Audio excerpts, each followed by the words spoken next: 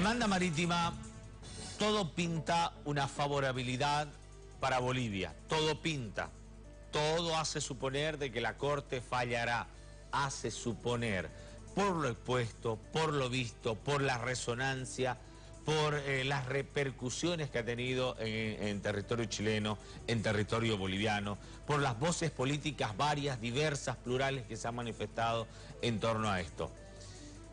En Chile se preguntan qué pasaría si hay un fallo favorable a Bolivia.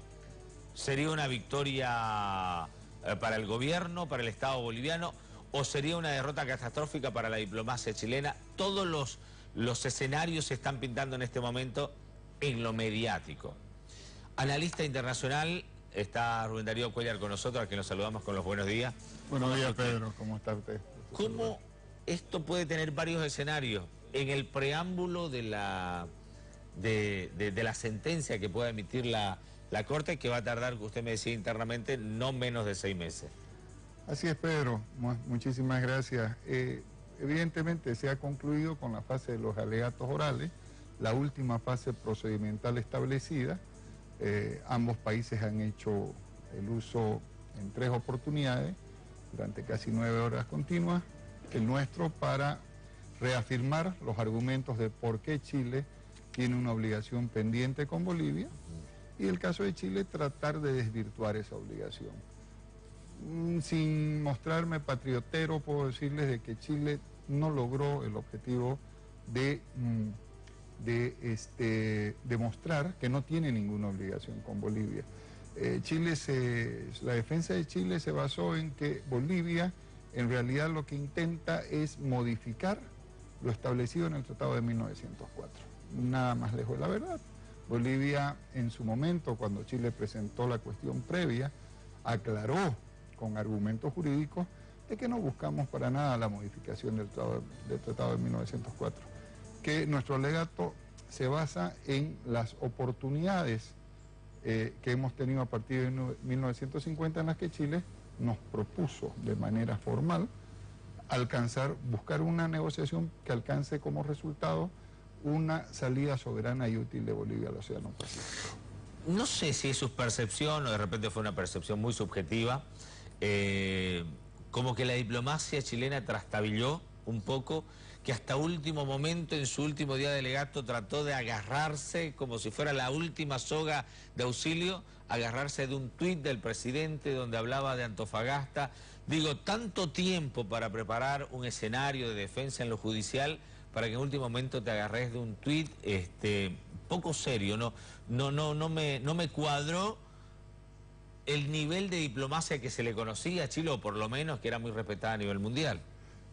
Es cierto, varios analistas coincidimos, yo coincido con ese análisis suyo, de que Chile probablemente, esta es una hipótesis, obviamente, probablemente Chile al ver su posición insostenible, ha tratado de apelar a otros argumentos para incomodar a la Corte en cuanto al resultado de su fallo. Ha recurrido a argumentos como que esto es una cuestión política, netamente política. Segundo, que Chile no tiene ninguna obligación, que la obligación había dejado de existir en el momento que las negociaciones fracasaron, según él. Además de eso, cuestiona el probable fallo de la Corte al decir que cualquier país que se sienta que no tenga plena confianza en sus fronteras podrá recurrir a la Corte para hacer variar.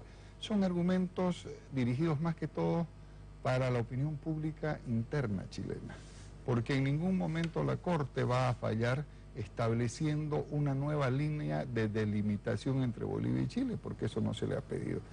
En segundo lugar, no es cierto que se va a sentar un precedente nefasto. Nosotros nos asentamos en al menos 5 casos en los que la Corte anteriormente ya fijó posición en situaciones más o menos similares a la Bolivia. Similares en cuanto los países afectados reclaman el cumplimiento de una oferta que nació del otro país de forma voluntaria y sin que me dé presión alguna. Este es el caso más conocido, el primero, el de Groenlandia, la disputa entre Noruega y Dinamarca. Noruega, si me permite un cortito, Noruega pedía una parte de Groenlandia, exigía soberanía sobre una parte de Groenlandia. Sin embargo, el canciller noruego entonces hizo una declaración diciendo de que el gobierno de Noruega no iba a ser ningún obstáculo para que Dinamarca reclame la soberanía total de esa isla, de Groenlandia.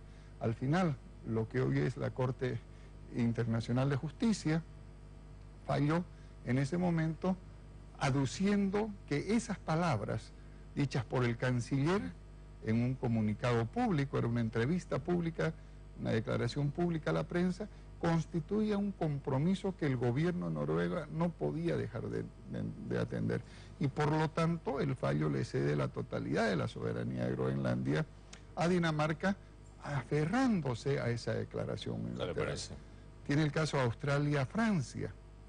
Las pruebas atómicas de Francia a fines de la década de los 70, en un atolón de su propiedad en la sola de la Polinesia, llevó a una declaración del entonces canciller de Francia diciendo de que no volverían a hacer explosiones nucleares en superficie en el atolón de Mururoa.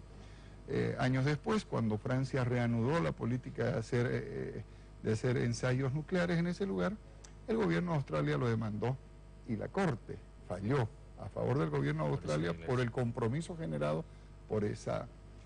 Y en este caso... ¿Cuáles son los escenarios, Rubén Darío, en este caso de Bolivia?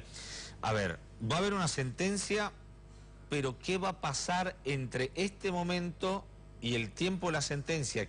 ¿Cuáles son los escenarios posibles que se pueden dar? Yo le pongo sobre la mesa alguno. ¿Usted cree que va a seguir la hostilidad por parte de lo mediático en Chile? ¿Va a seguir el tema verbal de uno y otro lado? ¿Usted cree que se pueden sentar? ¿Lo invitarán a Perú? ¿Cuál es el escenario antes de la sentencia? Primero que nada tenemos que recordar, refrescar cuál va a ser la sentencia máxima para nosotros. Que yo creo, como usted, estoy confiado en que la Corte va a atender el requerimiento boliviano. Entonces la sentencia va a ser disponer que Chile se siente a negociar de buena fe, de manera eficiente y en un plazo razonable, una solución que permita la salida soberana de Bolivia al Océano Pacífico. La misma Corte ya adelantó que no va a prejuzgar ni va a decir por dónde, cómo y cuándo tiene que ser esa salida y si esa negociación tiene que terminar exitosamente. Por lo tanto, lo primero que tenemos que hacer es generar las condiciones de un diálogo que pueda arribar con éxito al fin para el cual se está planteando. Es decir, un diálogo en el que ambas partes deberán respetarse, tratarse de igual a igual en esa cuestión de respeto y por lo tanto el primer requisito es que logremos bajar los umbrales de desconfianza y de animosidad entre ambos gobiernos. Esta tiene que ser una negociación que se desarrolle dentro de los marcos de las buenas costumbres, del respeto mutuo y de la negociación cooperativa. Pero ¿están dadas las condiciones para que Chile y Bolivia se sienten a charlar o a, no sé, sus diplomáticos se puedan sentar a una misma mesa antes de la sentencia? Claro que sí, deberíamos empezar a trabajar. Una vez, yo digo lo siguiente, si realmente hay decisión de adelantar, nada más propicio para esto, porque esta es una negociación, Pedro, que va a durar muchísimos años, no va a durar 1 año ni 2 años, va a durar 10, 15 años. La negociación que dé como término la solución al problema marítimo boliviano. Puede durar mucho tiempo, entonces bien harían los gobiernos de Chile y Bolivia de ir fijando las bases en las cuales se debe desarrollar un futuro diálogo. Chile ya nos ha adelantado que mientras haya la cuestión pendiente en la Corte, no va a negociar bilateralmente nada con Bolivia, es decir, que va a esperar el fallo de la Corte Internacional de Justicia. Se ha mediatizado mucho, y con esto concluyo, en Chile se ha mediatizado mucho este tema. Por ejemplo, intelectuales y analistas chilenos aseguran que una victoria hipotética de Bolivia sobre el tema de soberanía podría favorecer muchísimo políticamente a la imagen de Evo Morales, antes que una conquista judicial. porque el mandatario no tendría más pasos para dar que retomar una negociación que él mismo abandonó. Bueno, estoy haciendo referencia a los textos que llegan de los periódicos, de las informaciones que se dan en Chile. Por ejemplo, el abogado diplomático José Rodríguez Elizondo sostiene esa hipótesis. Bolivia se permitió, primero, haber llevado a Chile a una corte internacional y empujarlo a la mesa y decirle como a un niño malcriado, bueno, usted negocia conmigo. Bueno, va a haber mucha animosidad mediática en este tiempo. Así es, Rodríguez Elizondo es uno de los analistas chilenos que desde un principio ha advertido a su propia delegación y a su propio gobierno del errado camino que ha tomado al controvertir con Bolivia y no buscar un acercamiento y una aclaración de las demandas de ambas partes. Y Rodríguez Elizondo tiene razón en el sentido de decir que este tema va a ser usado electoralmente, ya ha sido usado electoralmente y seguirá siendo usado electoralmente. Pero lo que el pueblo chileno debe conocer y sus políticos evitan difundirlo así, es que la cualidad marítima es algo que nos une a todos los bolivianos más allá de las preferencias o antipatías políticas que tengamos. Y por lo tanto, el uso ya no puede ser tan indiscriminado de uno u otro para beneficiarse o perjudicar con la demanda marítima. Los bolivianos tenemos la cuestión marítima metida debajo de la piel, es una sensibilidad que no nos las pueden quitar, y no crean los chilenos que es una cuestión de que un gobierno determinado, en un determinado momento, puede imponer o quitar el tema a su voluntad. Es una negociación difícil la que se viene, es una negociación que hay que enfrentarla con imaginación, con inteligencia, para lograr que esta vez sí concluya en un resultado satisfactorio. Termino con esta. ¿Es pertinente en este momento? Perú, vete un ratito. Mira, estamos acá con el amigo, sentate, a ver. ¿Es pertinente en este momento tirarle un silbatazo a Perú?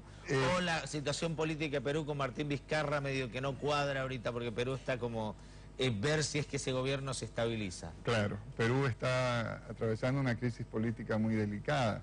No es momento. Ha significado la renuncia del presidente Kuczynski hace muy poco tiempo. Las negociaciones diplomáticas tienen pues esa capacidad, esa virtud de llevarse en forma reservada, de llevarse en forma muy cautelosa, si vale el término, ¿no? Pero llevarse adelante, y seguramente tenemos que hacer todas las aproximaciones, no solamente con el gobierno del Perú, sino con todos aquellos gobiernos que nosotros consideremos que en un momento tendrán algo que decir o tendrán algo que aportar para la solución de este problema. Bien, entonces hay que esperar, hay que esperar. Gracias, hay que ser optimistas y hay que esperar. Creo que la Corte nos va a dar la razón. Apostamos por la demanda más débil, que era exigir el diálogo, la negociación, pero estamos viendo que la apuesta ha sido la acertada y que Bolivia va a salir fortalecida de este trance en la Corte Internacional de Justicia. Que tenga buen día. Gracias, Pedro.